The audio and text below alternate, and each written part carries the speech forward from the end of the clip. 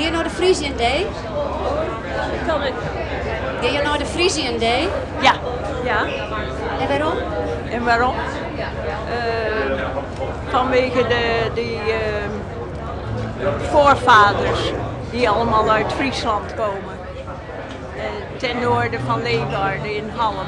Ik ben al zo'n 50 jaar in Amerika. Ik woon en hier getrouwd. Ja. Zo'n Frieslanddag, wat betekent dat voor Sjoukje, denkt u? Nou, het is heel belangrijk. Ja?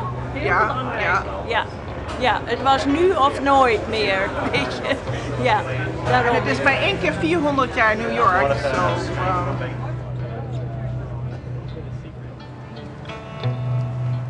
Ik ben een krijgje Fries geweest en man is draai terug. Maar we ben je al 61 hier. Dan ben je 69 hier en je hebt een mooie paraplu gekocht in Balk. En een mooie pen. En een mooie pet.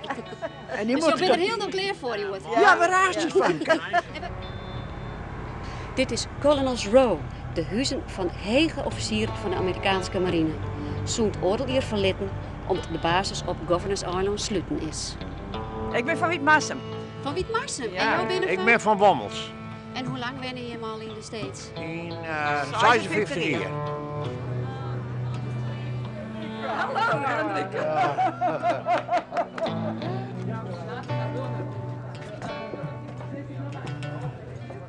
My name is Gordon Kuipers. In Holland it was Gerben Kuipers. And that is Siebertje Faber. But now it's Shirley Kuipers. And it's been like that for 58 years.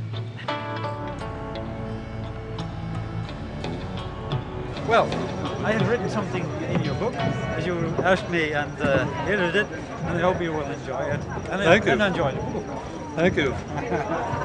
Albert en Mark Fonda krijgen een exemplaar van de famous Frisians. And the very last word in the section is my sister's name, Sybil.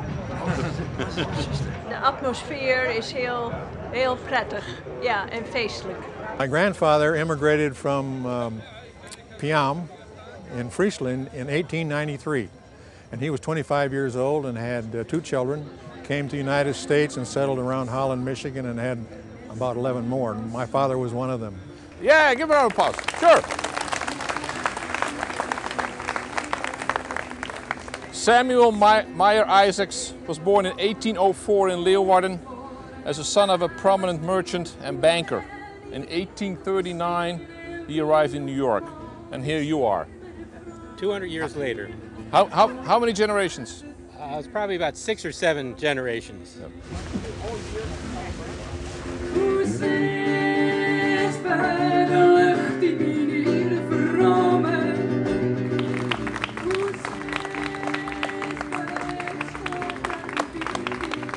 Heel apart om jezelf op de foto te zien en in dat boek ook te staan naast Peter Stuyvesant. Dus ja, ik ben echt helemaal aan het genieten. Kijk, als je even om je heen kijkt hier, als hier van volk zit. Ja, jong. 60-70% Amerikaanse Friezen en ook nog wat mensen uit het Heiterland. Ja. Nou, dit is echt een unieke evenement. Dit maak je nooit meer mee in je leven. Weet je wat deze jongen? Ik ben net zo'n man van rennen mijn Friese pompenbladen op over Fries volkslied jongen. Wat had ik straks net mij zongen, daar hou ik net van. Maar ik kan je wel om janken. Een mooi feestje of overexposure van de Friesen? Er wie kritiek uit Den Haag. Natuurlijk, alle kritieken ten spijt. Dan denk ik van, je moet gewoon laten zien wat je kracht is. En dat hebben we hier laten zien deze week. Gewoon doen, niet zeuren, gewoon aandacht trekken en Friesland is het waard. Geen gezeur. Ik vond te weinig chique kritiek. Ik denk het is wel erg gemakkelijk vanuit Den Haag zo te reageren. Als je eerst niet verdiept waarom zijn de Friesen hier met zo'n grote delegatie. En dat heeft een reden. Heel veel bedrijven zijn hier actief. Men doet veel werk voor de waterconferentie. Men heeft geïnvesteerd in de oerel-aanwezigheid hier op het eiland. Heel bijzonder, ook voor de Amerikanen. En ik denk, als je dat allemaal weet, dan ben je ook wat terughoudender in je kritiek. Ik denk dat Friesland hem net beter presenteren kan dan wat wij hier van Media Marco die hebben.